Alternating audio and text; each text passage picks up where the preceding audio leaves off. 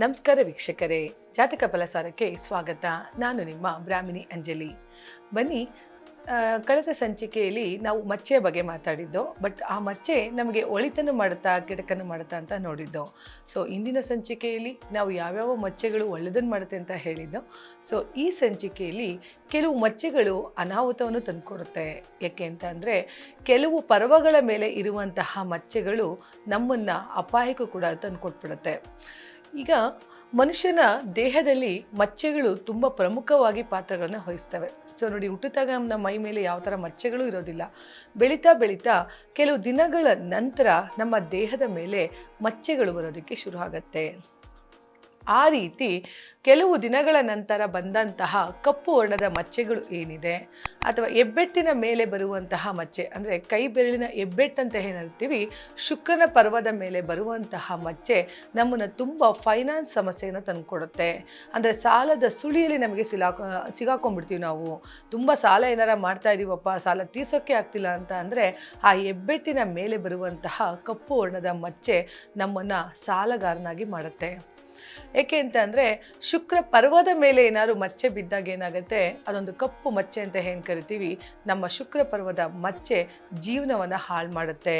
ಸಾಲವನ್ನು ತೀರ್ಸೋಕ್ಕಾಗದೆ ಮನೆಗಳನ್ನು ಮಾರ್ಕೊಳ್ಳೋದು, ವಾಹನಗಳನ್ನು ಮಾರ್ಕೊಳ್ಳೋದು, ಅಥವಾ ಸಾಲ ಮಾಡಿ ಮಾಡಿ ನಾವು ಒಂದಲ್ಲ ಒಂದು ದಿನ ಆ ಸಾಲವನ್ನು ತೀರಿಸಿಕೊಳ್ಳೋಕ್ಕಾಗದೆ ಸೂಸೈಡ್ ಟೆಂಡೆನ್ಸಿ ಮಾಡ್ಕೊಂಬಿಡೋದಾಗುತ್ತೆ. ಹಾಗಾಗಿ ಶುಕ್ರ ಪರ್ವದ ಮೇಲೆ ಬರುವಂತಹ ಮಚ್ಚೆ ಅತಿಯಾಗಿ ಸಾಲವನ್ನು ಮಾಡಿ ಸಾಯುವಂತಹ ಪರಿಸ್ಥಿತಿಗೆ ತಂದೊಡ್ಬಿಡುತ್ತೆ ಶುಕ್ರ ಪರ್ವದ ಮೇಲೆ ಇರುವಂತಹ ಮಚ್ಚೆ. ಹಾಗೆ ಗುರುಪರ್ವ ಅಂತ ಏನು ಕರಿತೀವಿ, ಆ್ಯಸ್ ಎ ಇಂಡಿಕೇಟ್ ಆಗಿ ನಮ್ಗೆ 5 ಬೆರಳುಗಳು ವರ್ಕ್ ಆಗುತ್ತೆ. ಇದನ್ನು ನಾವು ಶುಕ್ರಂಗೋಲಿಸ್ತೀವಿ, ಈ ಪರ್ವನ ಗುರುಗೋಲಿಸೋದ್ರಿಂದ, ಜೊತೆಗೆ ಮಧ್ಯ ಬೆರಳನ್ನು ನಾವು ಶನಿ ಪರ್ವಗೋಲಿಸ್ತೀವಿ, ರಿಂಗ್ ಫಿಂಗರ್ ಅಂತ ಏನು ಕರಿತೀವಿ ಇದನ್ನು ರವಿ ಪರ್ವಕ್ಕೆ ಹೋಲಿಸ್ಕೊಳ್ತೀವಿ, ಕಿರು ಬೆರಳನ್ನು ನಾವು ಬುಧ ಪರ್ವಕ್ಕೆ ಹೋಲಿಸ್ತೀವಿ. ಸೊ ಅದೇ ಥರ ಯಾರ ಬೆರಳಿನ ಮೇಲೆ ಅಂದರೆ, ಈಗ ಹೆಬ್ಬೆರಳಿನ ಮೇಲೆ ಮಚ್ಚೆ ಬಂತು ಅಂತ ಅಂದರೆ ಅವರು 100% ಸಾಲದ ಸಮಸ್ಯೆಗೆ ಸಿಲುಕಿ ಒತ್ತಡದ ಅಂದರೆ ಸಾಲದ ಸಮಸ್ಯೆದ ಒತ್ತಡ ಜಾಸ್ತಿ ಸಿಲುಕಿ ಹೆಚ್ಚಾಗಿ ಸೂಸೈಡ್ ಟೆಂಡೆನ್ಸಿಗಳನ್ನು ಮಾಡ್ಕೊಂಡ್ಬಿಡ್ತಾರೆ. ಇನ್ನು ಗುರು ಪರ್ವದ ಮೇಲೆ ಬರುವಂತಹ ಮಚ್ಚೆ ಏನಾದ್ರು ಇದ್ದರೆ, ಅದರಲ್ಲೂ ಮಕ್ಕಳಿಗೆ ಏನಾದ್ರು ಆದಷ್ಟು ಬೇಗ ಎಜುಕೇಷನ್ ಪೀರಿಯಡಲ್ಲಿ ಏನಾದ್ರು ಬಂತು ಅಂದರೆ ಅವರು 100% ಎಜುಕೇಷನ್ನ ಹಾಳು ಮಾಡ್ಕೊಂಡ್ಬಿಡ್ತಾರೆ. ತಮ್ಮ ವಿದ್ಯಾಭ್ಯಾಸಕ್ಕೆ ತೊಂದರೆಗಳನ್ನು ತಂದುಕೊಳ್ಳುವಂತಹ ಪರಿಸ್ಥಿತಿ ಈ ಒಂದು ಗುರುಪರ್ವ ಅಂತ ಏನು ಕೇಳ್ತೀವಿ, ಇಂಡೆಕ್ಸ್ ಫಿಂಗರ್ ಅಂತ ಏನು ಕರಿತೀವಿ, ಆ ಒಂದು ಫಿಂಗರ್ನ ಮೇಲೆ ಬರುವಂತಹ ಕಪ್ಪು ಮಚ್ಚೆ ಮಕ್ಕಳ ವಿದ್ಯಾಭ್ಯಾಸವನ್ನು ಹಾಳು ಮಾಡ್ತಾ ಹೋಗುತ್ತೆ. ಹಾಗಾಗಿ ಇಂಡೆಕ್ಸ್ ಫಿಂಗರ್ ಮೇಲೆ ಬರುವಂತಹ ಕಪ್ಪು ವರ್ಣದ ಮಚ್ಚೆ ಮಕ್ಕಳ ಎಜುಕೇಷನ್ನ ಕಿತ್ಕೊಳ್ಳುತ್ತೆ. ಇದೇ ರೀತಿ ಏನಾದರೂ ವಯಸ್ಸಾದಾಗ ಅಂದರೆ ನಮ್ಮ ಒಂದು ಎಜುಕೇಷನ್ ಎಲ್ಲ ಮುಗಿಸಿ ಮದುವೆ ಒಂದು ಟೈಮಲ್ಲಿ ಏನಾದ್ರು ಅದು ಇಂಡಿಕೇಟ್ ಆದಾಗ ಅಲ್ಲೂ ಕೂಡ ವಿವಾಹದ ಜೀವನವನ್ನು ಹಾಳು ಮಾಡುತ್ತೆ ಗುರುಪರ್ವದ ಮೇಲೆ ಬರುವಂತಹ ಮಚ್ಚೆ. ಹೀಗಾಗಿ ಯಾರಿಗೆ ಗುರುಪರ್ವದ ಮೇಲೆ ಮಚ್ಚೆ ಬರುತ್ತೋ, ಅಂದರೆ ಇಂಡೆಕ್ಸ್ ಫಿಂಗರ್ ಮೇಲೆ ಮಚ್ಚೆ ಬರುತ್ತೋ, ಅವರ ಒಂದು ವೈವಾಹಿಕ ಜೀವನವನ್ನು ಹಾಳು ಮಾಡುತ್ತೆ. ಜೊತೆಗೆ ಎಜುಕೇಷನ್ಸ್ ಅಂತ ಏನು ಹೇಳ್ತೀವಿ, ಓದಿನ ಸಮಸ್ಯೆ ಅತಿಯಾಗಿ ಎಜುಕೇಷನ್ ಡ್ರಾಪ್ ಆಗುವಂಥದ್ದೆಲ್ಲ ಆಗಿಬಿಡುತ್ತೆ ಗುರುಪರ್ವದ ಮೇಲೆ ಬರುವಂತಹ ಮಚ್ಚೆ. ಇನ್ನು ಮಿಡಲ್ ಫಿಂಗರ್ ಅಂತ ಏನು ಕೇಳ್ತೀವಿ, ಈ ಮಿಡಲ್ ಫಿಂಗರ್ ಅನ್ನೋದು ಶನಿ ಪರ್ವಕ್ಕೆ ಸಂಬಂಧಪಟ್ಟಂತಹ ಮಚ್ಚೆ. ಇದು ಶನಿಗೆ ಅಧಿಪತಿ. ಈ ಮಿಡಲ್ ಫಿಂಗರ್ ಮೇಲೆ ಏನಾರ ಮಚ್ಚೆ ಬಂತು ಅನ್ನೋದಾದರೆ ಅಲ್ಲಿ ನಿಮಗೆ ಕೋರ್ಟು, ಕೇಸು, ಸ್ಟೇಷನ್ನು ಒಂದಾದ್ಮೇಲೆ ಒಂದು ಏನಾರ ಕ್ರಿಮಿನಲ್ ಕೇಸ್ಗಳ ಮೇಲೆ ಬೀಳೋ ಅಂಥದ್ದು, ಅಥವಾ ನಿಮಗೆ ಗೊತ್ತಿಲ್ಲದೆ ಇಂತಹ ಕೆಲವು ಅಪರಾಧದ ಸಂಖ್ಯೆಗಳು ನಿಮ್ಮ ಮೇಲೆ ಆಗೋವಂಥದ್ದು, ವಿಪರೀತ ಏನೋ ನನಗೆ ಗೊತ್ತೇ ಇಲ್ಲಪ್ಪ, ಏನಕ್ಕೆ ಇಷ್ಟೋ ನನ್ನ ಕೇಸ್ಗಳು ಹಾಕಿದ್ದಾರೆ, ವಿನಾಕಾರಣ ನನಗೆ ಯಾಕೆ ಸ್ಟೇಷನಿಂದ ಕಾಲ್ಗಳು ಮಾಡ್ತಾ ಇದ್ದಾರೆ ಅನ್ನೋದೆಲ್ಲ ಆಗೋಗುತ್ತೆ ಈ ಒಂದು ಶನಿ ಪರ್ವದ ಮೇಲೆ ಇರುವಂತಹ ಮಚ್ಚೆ. ನೋಡಿ, ಕೆಲವು ತಪ್ಪುಗಳೇ ಮಾಡಿರೋದಲ್ಲ, ಆದರೂ ಕೂಡ ಅವ್ರ ಮೇಲೆ ಎಫ್ ಐ ಆರ್ ಆಗಿರುತ್ತೆ, ಅಪರಾಧದ ಸಂಖ್ಯೆ ಬಂದಿರುತ್ತೆ, ಅಕ್ಯೂಸ್ಡ್ ಆಗಿರ್ತಾರೆ, ಆರೋಪಿಗಳಾಗಿರ್ತಾರೆ. ಇಂಥದನ್ನೆಲ್ಲ ಅವರಲ್ಲಿ ಜೀವನದಲ್ಲಿ ನಡೆಯುತ್ತೆ ಅನ್ನೋದಾದರೆ ಅದು ಶನಿಯ ಪರ್ವದ ಮೇಲೆ ಬರುವಂತಹ ಮಚ್ಚೆ ಅವರನ್ನು ಅತಿ ಹೆಚ್ಚು ಕೋರ್ಟು ಸಮಸ್ಯೆಗಳಿಗೆ ತಂದು ಹೊಡ್ಬಿಡುತ್ತೆ. ಈಗ ಶನಿ ಪರ್ವ ಆಯಿತು, ಅಲ್ಲಿಗೆ ಗುರುಪರ್ವದ ಮೇಲೆ ಬರುವಂತಹ ಮಚ್ಚೆ ಎಜುಕೇಷನ್ನ ಹಾಳು ಮಾಡಿದ್ರೆ, ಶನಿ ಪರ್ವದ ಮೇಲೆ ಬರುವಂತಹ ಮಚ್ಚೆ ಅವನ ಒಂದು ಜೀವನವನ್ನೇ ಹಾಳು ಮಾಡುತ್ತೆ.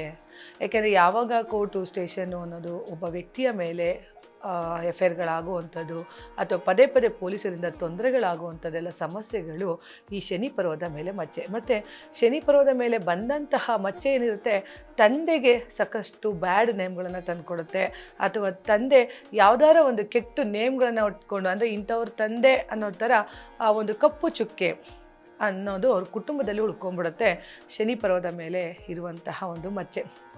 ಅಂದರೆ ಈಗ ನಾವು ತುಂಬ ಕಡೆ ನೋಡ್ತಿರ್ತೀವಿ, ಆ ಫ್ಯಾಮಿಲಿನ, ಈ ಕುಟುಂಬನ ಅದೊಂದು ಬ್ಯಾಡ್ ಫ್ಯಾಮಿಲಿ, ಬ್ಯಾಡ್ ಕುಟುಂಬ ಅಂತ ಕರಿತೀವಿ, ಅಂಥ ತಂಟೆಗೆ ಹೋಗೋದು ಬೇಡಪ್ಪ ಅನ್ನೋದೆಲ್ಲ ಮಾತಾಡ್ತಾ ಇರ್ತೀವಿ ಸಾಧಾರಣವಾಗಿ. ಅಂತಹ ಒಂದು ಕುಟುಂಬದ ಮೇಲೆ ಒಂದು ಕಪ್ಪು ಮಚ್ಚೆ ಬೀಳುತ್ತೆ ಅಂತ ಅಂದರೆ ಈ ಶನಿಯ ಪರ್ವದ ಮೇಲೆ ಬರುವಂತಹ ಮಚ್ಚೆ ನಮ್ಮ ಜೀವನದ ಚಾರಿತ್ರ್ಯವನ್ನು ಹಾಳು ಮಾಡ್ತಾ ಹೋಗುತ್ತೆ. ಇನ್ನು ರವಿ ಪರ್ವ, ಈ ರವಿ ಪರ್ವ ಅನ್ನೋದು ತಂದೆಗೂ ಕೂಡ ಹೋಲಿಸ್ತೀವಿ, ಜೊತೆಗೆ ಗೌರ್ಮೆಂಟಿ ಕೆಲಸ ಸಂಬಂಧಪಟ್ಟಂತೆ ನಾವು ಹೋಲಿಸ್ತೀವಿ. ಈ ರವಿಯ ಪರ್ವದ ಮೇಲೆ ಅಂದರೆ ರಿಂಗ್ ಫಿಂಗರ್ ಅಂತ ಏನು ಕರಿತೀವಿ, ಆ ರಿಂಗ್ ಫಿಂಗರ್ ಮೇಲೆ ಬರುವಂತಹ ಮಚ್ಚೆ ನಮಗೆ ಕೆಲವು ಸರ್ಕಾರಿ ಉದ್ಯೋಗಗಳಲ್ಲಿ ಏನಾದ್ರು ಇದ್ದರೆ ಪದೇ ಪದೇ ನಮಗೆ ಆ ಸರ್ಕಾರಿಗೆ ಸಂಬಂಧಪಟ್ಟಂತಹ ಪ್ರಮೋಷನ್ ಪ್ರಾಬ್ಲಮ್ ಆಗುವಂಥದ್ದು, ಅಥವಾ ಕೆಲಸದಲ್ಲಿ ಏನಾರು ಇದ್ದರೆ ಅಲ್ಲಿ ಕೆಲವು ಕೇಸ್ಗಳನ್ನು ನಮ್ಮ ಮೇಲೆ ಆದಾಗ ಆ ಕೇಸ್ನ ಕಳ್ಕೊಳ್ಳುವಂತಹ ಒಂದು ಪ್ರಭಾವ ಏನಾದ್ರು ಇದೆ ಅಂತ ಅಂದರೆ ಗೌರ್ಮೆಂಟ್ ಕೆಲಸ ಹೇಳ್ತಾ ಇರೋದು. ಸೊ ಗೌರ್ಮೆಂಟ್ ಜಾಬನ್ನು ಕಳ್ಕೊಳ್ಳುವಂತಹ ಪರಿಸ್ಥಿತಿ ರವಿ ಪರ್ವದ ಮೇಲೆ ಇರುವಂತಹ ಮಚ್ಚೆಗೆ ಉಂಟಾಗುತ್ತೆ.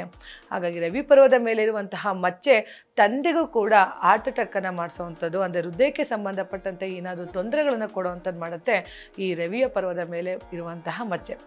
ತಂದೆಯೂ ಕೂಡ ಉಂಟು, ಜೊತೆಗೆ ಆ ವ್ಯಕ್ತಿ ಅಂದರೆ ಯಾವ ಜಾತಕದ ವ್ಯಕ್ತಿಗೆ ರಿಂಗ್ ಫಿಂಗರ್ ಮೇಲೆ ಮಚ್ಚೆ ಇರುತ್ತೋ ಆ ವ್ಯಕ್ತಿಯ ತಂದೆಗೂ ಕೂಡ ಕಳಂಕ ಉಂಟಾಗುತ್ತೆ, ಜೊತೆಗೆ ಜಾತಕದ ವ್ಯಕ್ತಿಯೂ ಕೂಡ ಭಾಳಷ್ಟು ಕೇರ್ಫುಲ್ಲಾಗಿರಬೇಕಾಗತ್ತೆ. ಏಕೆಂದರೆ ರಿಂಗ್ ಫಿಂಗರ್ ಮೇಲೆ ಬರುವಂತಹ ಮಚ್ಚೆ ಗೌರ್ಮೆಂಟಿಗೆ ಸಂಬಂಧಪಟ್ಟಂತೆ ಕೆಲಸಗಳನ್ನು ಕಳ್ಕೊಳ್ಳೋದಲ್ಲದೆ ಹೃದಯಕ್ಕೆ ಸಂಬಂಧಪಟ್ಟಂಥ ಸಮಸ್ಯೆಗಳನ್ನು ಅನುಭವಿಸ್ತಾ ಹೋಗಬೇಕಾಗತ್ತೆ. ಜೊತೆಗೆ ಒಂದು ಬ್ಯಾಡ್ ನೇಮನ್ನು ಕೂಡ ನಾವು ಸಮಾಜದಲ್ಲಿ ತಗೊಳ್ತಾ ಹೋಗಬೇಕಾಗತ್ತೆ. ಈ ಒಂದು ರಿಂಗ್ ಫಿಂಗರ್ ಅಂತ ಏನು ಕರಿತೀವಿ ಆ ಮೇಲೆ ಬರುವಂತಹ ಮಚ್ಚೆ. ಇನ್ನು ಕೊನೆಯದಾಗಿ ಕಿರುಬೆರಳು ಅಂತ ಏನು ಕರಿತೀವಿ, ಆ ಒಂದು ಲಿಟಲ್ ಫಿಂಗರ್ ಮೇಲೆ ಬರುವಂತಹ ಬುಧನ ಮಚ್ಚೆ, ಅಂದರೆ ಬುಧನ ಪರ್ವದ ಮೇಲೆ ಬರುವಂತಹ ಮಚ್ಚೆ ಅಥವಾ ಬುಧನ ಬೆರಳಿನ ಮೇಲೆ ಬರುವಂತಹ ಮಚ್ಚೆ ವ್ಯಾಪಾರಕ್ಕೆ ವ್ಯವಹಾರಕ್ಕೆ ಸಂಬಂಧಪಟ್ಟಂತೆ ಕೆಲವು ತೊಂದರೆಗಳನ್ನು ಅನುಭವಿಸ್ತಾ ಇದ್ದೀರಿ. ಯಾವ ವ್ಯಾಪಾರ ಮಾಡಿದ್ರೂ ಕೂಡ ನಮಗೆ ಸಕ್ಸಸ್ ಆಗ್ತಿಲ್ಲ, ಏಳಿಗೆ ಆಗ್ತಿಲ್ಲ, ಯಶಸ್ಸು ಸಿಗ್ತಿಲ್ಲ ಅಂತ ಅಂದರೆ ಆ ಶನಿಯ ಪರ್ವದ ಮೇಲೆ ಬುಧನ ಪರ್ವದ ಮೇಲೆ ಬರುವಂತಹ ಮಚ್ಚೆ ನಮ್ಮ ಜೀವನದಲ್ಲಿ ಯಾವುದೇ ವ್ಯಾಪಾರ ಮಾಡಿದರೂ ಕೂಡ ಸಕ್ಸಸ್ಸನ್ನು ಉಂಟು ಮಾಡದೇ ಇರೋ ಥರ ಆ ಮಚ್ಚೆ ನಮಗೆ ಗುರುತಿಸಿಕೊಡುತ್ತೆ. ನೋಡಿ, ಯಾರೇ ಒಂದು ಕಿರುಬೆರಳಲ್ಲಿ ಮಚ್ಚೆ ಇದೆಯಾ, ಯಾವುದೇ ಒಂದು ಶಾಪ್ ಓಪನ್ ಮಾಡಲಿ, ಅಂಗಡಿ ಓಪನ್ ಮಾಡಲಿ, ಪಕ್ಕದ ಅಂಗಡಿ ತುಂಬ ಚೆನ್ನಾಗಿ ನಡೀತೆ, ಅವನು ಅದೇ ಶಾಪ್ ಓಪನ್ ಮಾಡಲಿ, ಸೇಮ್ ಶಾಪೇ ಅಂದ್ಕೊಳ್ಳಿ, ನಿಮ್ಮ ಶಾಪ್ ಪಕ್ಕನೇ ಇನ್ನೊಂದು ರೇಷನ್ ಅಂಗಡಿ ಇದೆ ಅಂದ್ಕೊಳ್ಳಿ, ಅಥವಾ ನಿಮ್ಮ ಶಾಪ್ ಪಕ್ಕನೇ ಇನ್ನೊಂದು ಬಟ್ಟೆ ಶಾಪ್ ಇದೆ ಅಂದ್ಕೊಳ್ಳಿ, ಆ ಒಂದು ಅಂಗಡಿಯಲ್ಲಿ ಇರುವಂತಹ ಜನ, ಬಟ್ ಅವ್ರಿಗಿಂತ ನಿಮ್ಮ ಅಂಗಡಿಲಿ ತುಂಬ ಕಲೆಕ್ಷನ್ಸ್ ಜಾಸ್ತಿ ಇರ್ಬೋದು ಅಂತ ಅಂದ್ಕೊಳ್ಳಿ, ನೀವು ಅನ್ಕೋತಾ ಇರ್ತೀರಿ ಎಷ್ಟೊಂದು ಕಲೆಕ್ಷನ್ಸ್ ಇದೆ ಆದರೆ ಅವನ ಅಂಗಡಿಲಿ ಏನೂ ಇಲ್ಲ, ಅದು ಎಷ್ಟೊಂದು ವ್ಯಾಪಾರ ಆಗ್ತಿದೆ ಅಂತ ಅನ್ನೋದಾದರೆ ಆ ಒಂದು ವ್ಯಕ್ತಿಯ ಒಂದು ಕಿರು ಬೆರಳಲ್ಲಿ ಏನಾದರೂ ಮಚ್ಚೆ ಇದ್ದರೆ ಆ ವ್ಯಕ್ತಿ ಯಾವುದೇ ವ್ಯಾಪಾರಕ್ಕೆ ಕೈ ಇಟ್ಟರೂ ಕೂಡ ಸಕ್ಸಸ್ಸನ್ನು ನೋಡದೆ ವ್ಯಾಪಾರ ವಹಿವಾಟುಗಳನ್ನು ಅಲ್ಲಿ ಮಾಡೋದಕ್ಕಾಗದೆ ಮುಚ್ಚೋಗುವಂತಹ ಒಂದು ಪರಿಸ್ಥಿತಿ ಆ ವ್ಯಕ್ತಿಗೆ ಬಂದ್ಬಿಡುತ್ತೆ. ಹಾಗಾಗಿ ನೋಡ್ಕೊಳ್ಳಿ ವೀಕ್ಷಕರೇ, ಯಾವ್ಯಾವ ಪರ್ವದ ಮೇಲೆ ಮಚ್ಚೆ ಇರೋದಕ್ಕೆ ನೋಡಿ, ಆ ರೀತಿ ಏನಾದ್ರು ನಿಮಗೆ ಮಚ್ಚೆ ಇದೆಯಾ, ಖಂಡಿತ ಅದನ್ನು ಈಗಂತೂ ತುಂಬ ಟೆಕ್ನಾಲಜಿಗಳಿದೆ, ಅದನ್ನು ಬರ್ನ್ ಮಾಡಿಸ್ಕೊಳ್ಳುವಂಥ ಪರಿಸ್ಥಿತಿ ಮಾಡ್ಕೊಳ್ಳಿ. ಯಾಕೆಂದರೆ ಅಂಥ ಪರ್ವದ ಮೇಲೆ ಇರುವಂತಹ ಮಚ್ಚೆಗಳು ನೀವು ನೋಡ್ಕೋಬೋದು. ಕಿರುಬೆರಳು ಮೇಲೆ ಬರೋವಂಥದ್ದು ಅಪಾಯವನ್ನು ತಂದುಕೊಡುತ್ತೆ. ರಿಂಗ್ ಫಿಂಗರ್ ಮೇಲೆ ಬರುವಂತಹ ಮಚ್ಚೆ ನಮ್ಮ ಚಾರಿತ್ರ್ಯವನ್ನು ಹಾಳು ಮಾಡುತ್ತೆ. ಮಿಡಲ್ ಫಿಂಗರಿಗೆ ಬರುವಂತಹ ಒಂದು ಮಚ್ಚೆ ನಮ್ಮ ಕೆಲಸಕ್ಕೆ ತೊಂದರೆನೂ ಕೊಡುತ್ತೆ, ಜೊತೆಗೆ ಕೋರ್ಟು ಸ್ಟೇಷನು ಅಂತ ಹೇಳಿ ಪದೇ ಪದೇ ತೊಂದರೆಗಳನ್ನು ಅನುಭವಿಸ್ಬೇಕಾಗತ್ತೆ. ಇನ್ನು ಶುಕ್ರ ಪರ್ವದ ಮೇಲೆ ಬರುವಂತಹ ಮಚ್ಚೆ ನಮ್ಮ ಪ್ರತಿನಿತ್ಯ ಜೀವನಕ್ಕೆ ಬೇಕಾದಂತಹ ಹಣದ ಅವಶ್ಯಕತೆಗೆ ಕೊರತೆ ಕೊಡುತ್ತೆ ಅಂದಾಗ ಅದಕ್ಕೆ ನಾವು ಪರಿಹಾರ ಮಾಡಿಕೊಳ್ಳೇಬೇಕಾಗತ್ತೆ. ವೀಕ್ಷಕರೇ, ನಮಸ್ಕಾರ. ವೇಟ್ ಪ್ಲಸ್ ಕರ್ನಾಟಕ.